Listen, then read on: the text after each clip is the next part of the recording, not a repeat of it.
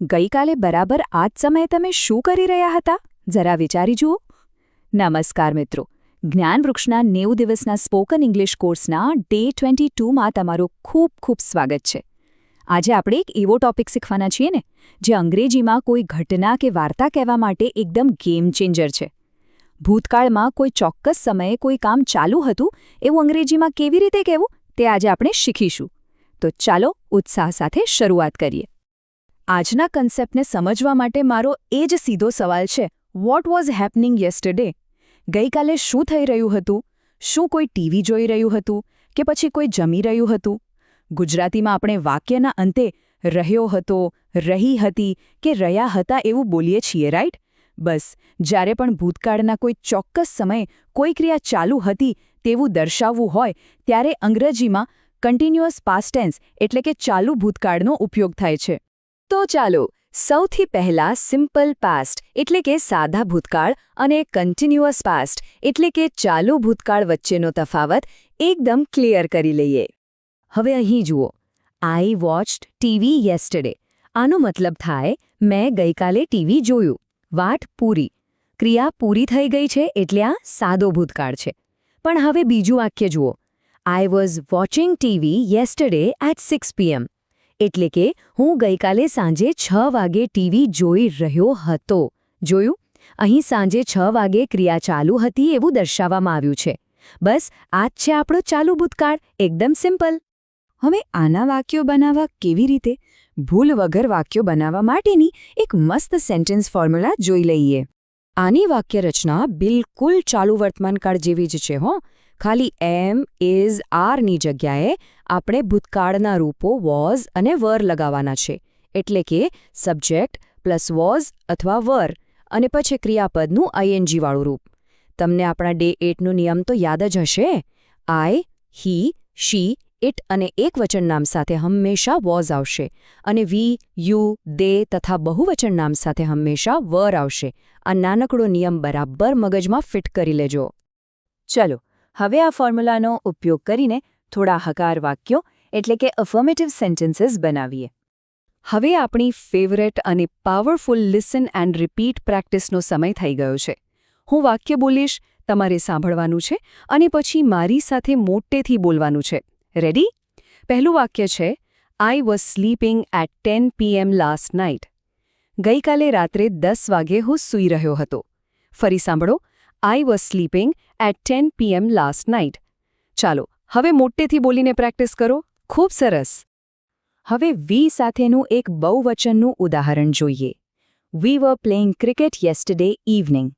અમે ગઈકાલે સાંજે ક્રિકેટ રમી રહ્યા હતા.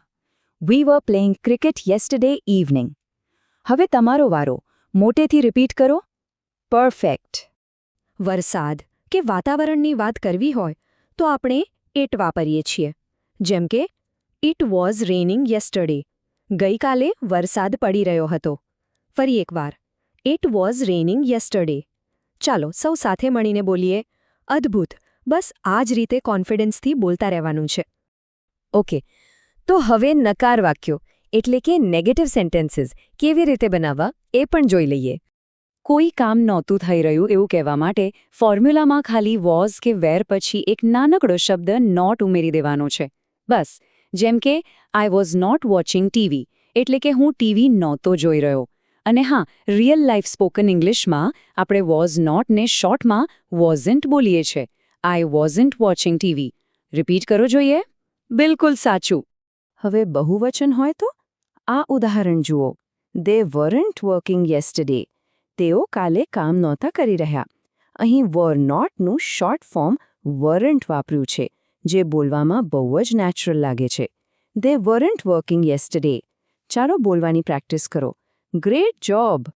હવે વારો આવે છે પ્રશ્નાર્થ વાક્યોનો એટલે કે ઇન્ટરોગેટિવ સેન્ટેન્સીસ. કોઈને પૂછવું હોય કે ભાઈ તું ગઈકાલે આ સમય શું કરી રહ્યો હતો, તો એ પ્રશ્ન કેવી રીતે પૂછવો? આનો નિયમ પણ સાવ જાદુઈ રીતે સરળ છે. તમારો વોઝ કે વર સીધું કૂદીને વાક્યની એકદમ શરૂઆતમાં આવી જશે. યસ કે નો વાળા પ્રશ્નો જુઓ. વર યુ સ્લીપિંગ? શું તમે સૂઈ રહ્યા હતા? બીજો પ્રશ્ન, was he driving a car? શું તે કાર ચલાવી રહ્યો હતો? ફરીથી સાંભળો, was he driving a car? ચલો મારી સાથે બોલો, એકદમ સચોટ ઉચ્ચારણ. અને રોજબરોજની વાતચીતમાં WH પ્રશ્નો તો બહુ જ કામના છે. આ પ્રેક્ટિકલ વાક્યો સાંભળો. What were you doing yesterday? ગઈકાલે તમે શું કરી રહ્યા હતા? Where were you going? તમે ક્યાં જઈ રહ્યા હતા? Why was he crying? તે શા માટે રડી રહ્યો હતો? અને હુ વોઝ સિંગિંગ? કોણ ગાઈ રહ્યું હતું? આ વાક્યો તો લિટરલી ખોખી જ મારજો. રોજિંદા જીવનમાં વારંવાર વપરાશે. હવે હું તમારી સાથે આજના ક્લાસનું એક powerful spoken English secret share કરવા જઈ રહ્યો છું. બે અલગ અલગ ભૂતકાળની ઘટનાઓને એક જ વાક્યમાં જોડવા માટે વેન અને વાઇલનો ઉપયોગ. આ આવડી ગયો એટલે તમારું ઇંગ્લિશ એકદમ પ્રોફેશનલ લાગશે. સૌથી પહેલાં વેન સમજીએ. વેન એટલે જ્યારે. ધારો કે ભૂતકાળમાં એક કામ ચાલુ છે અને અચાનક બીજું કામ વચ્ચે આવે અને ખલેલ પહોંચાડે, ત્યારે આપણે વેન વાપરીએ છીએ. ઉદાહરણ જુઓ. વેન માય ફાધર કેમ, આઈ વોઝ સ્ટડિંગ.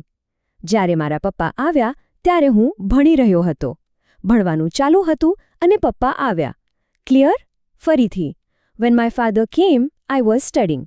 ચાલો રિપીટ કરો. એક્સલન્ટ. હવે બીજો શબ્દ છે વાઇલ. વાઇલનો અર્થ થાય છે જે સમય દરમિયાન.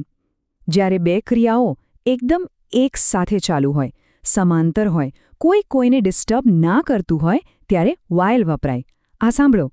While I was reading, my brother was playing. જ્યારે હું વાંચી રહ્યો હતો ત્યારે મારો ભાઈ રમી રહ્યો હતો.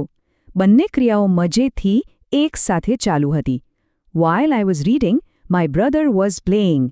મોટેથી બોલી જાવ જોઈએ. ખૂબ જ અદ્ભુત. તો ભાઈ, કન્સેપ્ટ તો શીખી લીધો, પણ હવે સમય છે ડેલી પ્રેક્ટિસ અને હોમવર્કનો. કારણ કે પ્રેક્ટિસ વિના જ્ઞાન અધૂરું છે, રાઈટ? ચાલો આજના દૈનિક પડકારો જોઈએ. પહેલો ટાસ્ક છે ખાલી જગ્યા પૂરવાનો. નિયમ યાદ છે ને? વોઝ અથવા વેર અને પછી ક્રિયાપદની પાછળ આઈએનજી.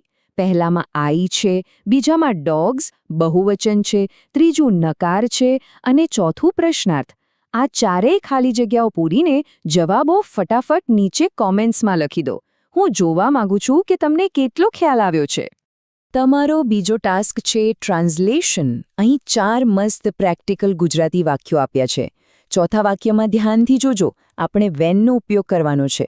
ભૂલ પડે તો જરાય ચિંતા ન કરતા, પણ આનું અંગ્રેજી કરવાનો પ્રયત્ન જરૂરથી કરજો અને તમારા જવાબો કોમેન્ટ્સમાં મૂકજો. અને છેલ્લે એક નાનકડી પણ મજેદાર મેમરી ગેમ.